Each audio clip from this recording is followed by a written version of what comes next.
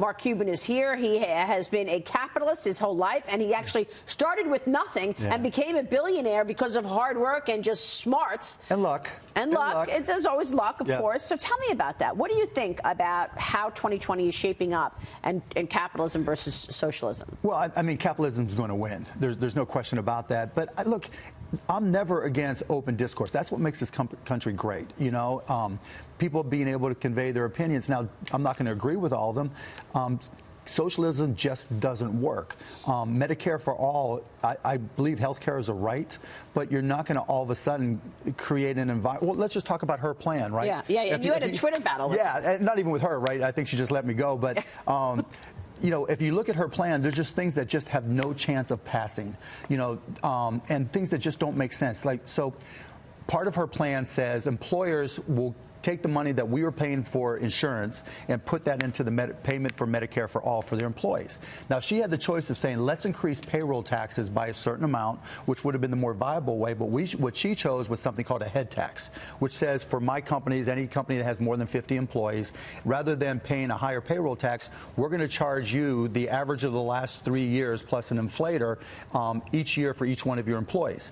Now, that means that in her mind that we'll be paying $7,500 to pick a number per year per employee.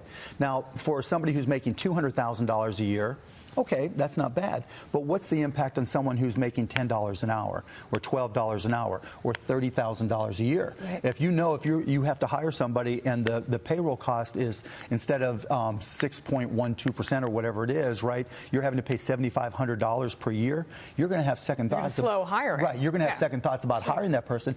Even worse, as you evolve into her plan, you're going to see companies cut payroll benefits because they know if they push their costs down leading into the plan for the calculations, it's going to cost them less per employee, and that's going to create additional problems. It's just not thought out. Unions are going to hate it because their Cadillac plans go out. Well, yeah, I mean, yeah, look, for the Dallas Mavericks, it cost me, for a family of four, we self-insure, my insurance costs are $29,900 per year. But I'm okay with that because our insurance is great, and it's a great premium for our employees. Under Medicare for all, they're going to take a huge step back in what they get. And like to your point with unions, for their Cadillac plans, you're going to have a lot of people that are very upset that Medicare for all doesn't provide the quality of care that they're used to, and that's going to create huge transitional problems. So when I look at this whole thing, though, right, so we've got these policies, and you're saying that they can't work, except the American people are... A lot of people think they're good ideas. And then you look at the landscape, right, on the left, and you see we've got new entrants, I think, that are saying we're going too far left. Let's try and be a little bit more moderate. You've got like Bloomberg, Deval Patrick. We've got Bloomberg coming in. I think what happens there is it hurts the moderates because they all fracture, and then you end up with Elizabeth Warren more likely to have a path to success. I'm not so concerned. Like when the Bloomberg comes in, I think that's good. I think they're looking to be power brokers. I don't think they're necessarily looking to win. So if you're getting down to the convention and you've gotten X number of delegates and you have influence, I think that's a good thing for Michael Bloomberg, and that takes the Democratic Party to the center because you need your delegates to have a candidate, right? Yeah. So is that reinforced by the whole proportional representation they have now in the primaries, that if you get 15%, you get 15% of the delegates, whereas in the past it was sometimes you had winner take all, or you could put a majority together before the convention. Yeah, and so it changes the calculus, if you will. Well, Tom Steyer tweeted at you, only one person here is diverting attention from reality, at Mark Cuban, and the reality is that we need a wealth tax, according to Tom Steyer. Look, I'm not opposed to a wealth tax if it gets the job done. The one thing that I'm opposed to is wasting my money.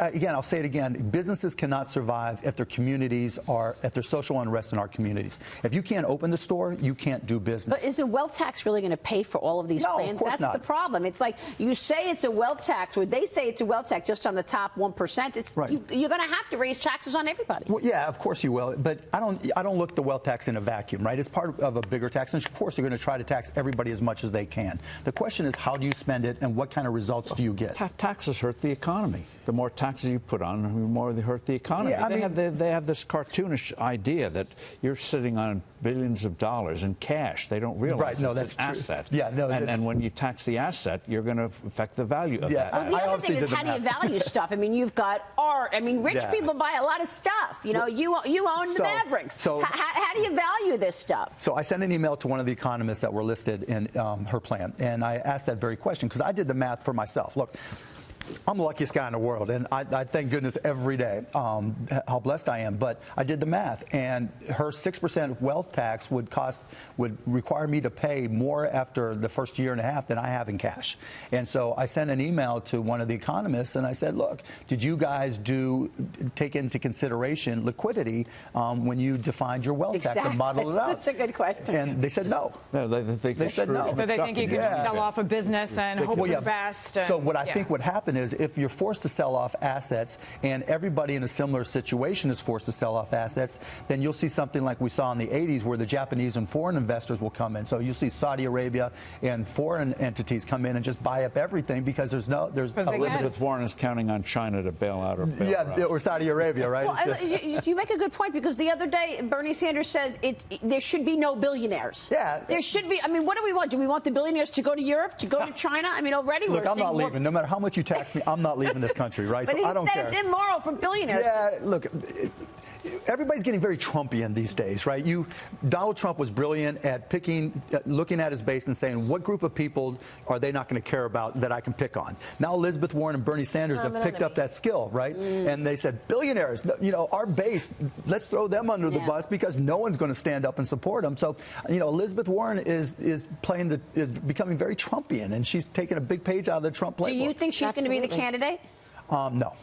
No, you don't? I don't. No. Who do you think is going to be the candidate? I don't know. I think, I would say her and Bernie will split the same audience, and so I don't know at this point in time. All right, let's